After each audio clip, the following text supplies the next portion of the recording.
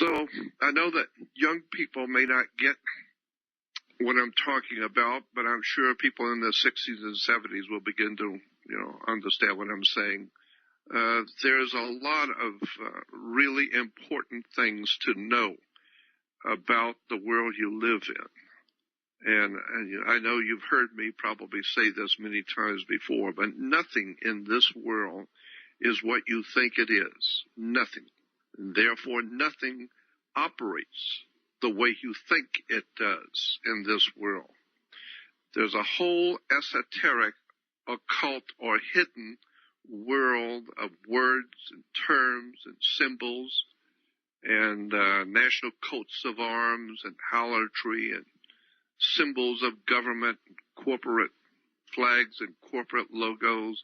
The entire world of mankind, like you just heard from the movie, that little bit was from the movie Network. And in the movie Network, it was brought out that the world is a business, period. There's nothing personal about what's going on. It's a business. And before you were born, somebody already bought and owned the business. And so when you were born, you came into this world, which is a business, and you didn't realize it. You thought the earth was here for you, and you thought that when you were born that you were free individual, you have a sovereign right to be here, and you have a sovereign right to think what you wish and live the way you wish according to the culture that you were born in. But that's not exactly the case. What actually is the case is that the whole world has to be in compliance. The whole world needs to be in compliance with somebody else's laws. Somebody else claims the ownership of this earth and all life on it. And since you are merely part of the earth's life forms, there are people in this world that have already established for themselves. They haven't talked to God about it, but they've established for themselves certain rules and regulations and laws and bylaws by which the rest of humanity must live. And so that has caused nothing more than bloodshed and violence and ignorance. And so the people need to be kept ignorant. They need to be kept ignorant so that they will be in compliance and they won't give their leaders and their owners any trouble because they don't know what's going on. The lies, the deceptions, the absolutely incredible misunderstanding in so many areas of our life, in banking, in government, in education, in the corporate world.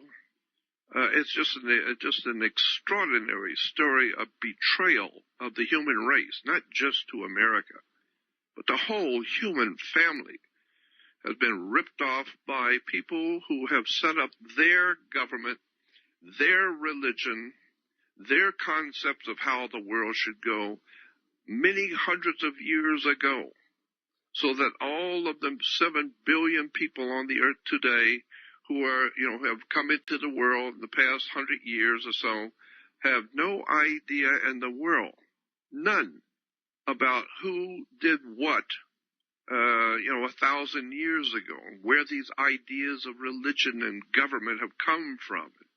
What is money, and what are the terms and words that are used in courts?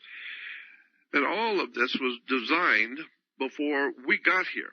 And so that's what I'm trying to do, and that's what I'm doing hopefully tonight and in the future.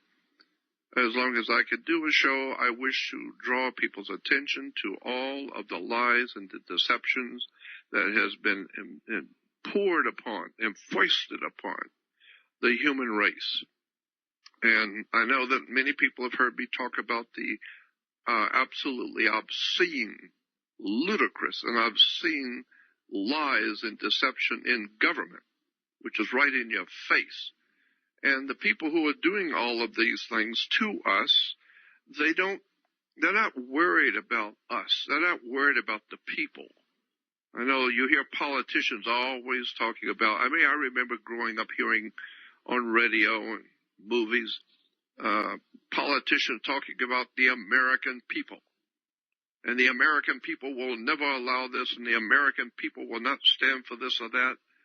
And I always thought that's the same kind of thing that I saw in movies about the Roman Empire, that the people of Rome would never allow this, and the people of Rome would never do this, and the people of Rome this, and the people of Rome that.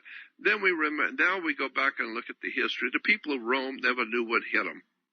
The politicians were murderers, vicious, bloodletting. The words I'm trying to pick to describe what I see in history is absolutely ludicrous.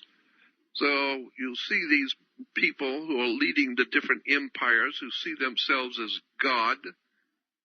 They're the incarnation of Jehovah. They're the incarnation of the Almighty God of the universe, with their bloodletting and bloodshed and filth and debauchery and wars and drugs. And so I've learned from looking at the world after 75 years, the world is filled with mentally deranged criminals who are at the top of this world. And unfortunately, that's the way it is with milk, you know, and the scum rises to the top, and anytime you're doing a refining of gold, we're told that the scum rises to the top. Well, that is for sure. In religion and in government and in banking and the major institutions of this world, the scum always rises to the top. The reason why is because good people, normal, regular people, are not interested in raping and plundering. Most people are just human and want to be left alone. And so that's where I come from. I'm just an ordinary man like everyone else, but I've always been aware of the fact that we are all being lied to and raped and plundered. And now, of course, our earth is completely devastated. That there is no, as the movie said, there is no fresh water, there is no good food, there is only what we've got. It is what it is. And so we've got nothing but terrorists, criminals, lunatics, mentally deranged morons running our country, running the world. And most people, you know, what are you going to do about it? You know, they just shrug their shoulders because, after all, if you try and do anything about it, you'll go to jail. You'll go to prison. You'll have a bad accident. Your wife will die. So we know that's the way it works in America. That's the way it works around the world. The people in power intend to stay in power.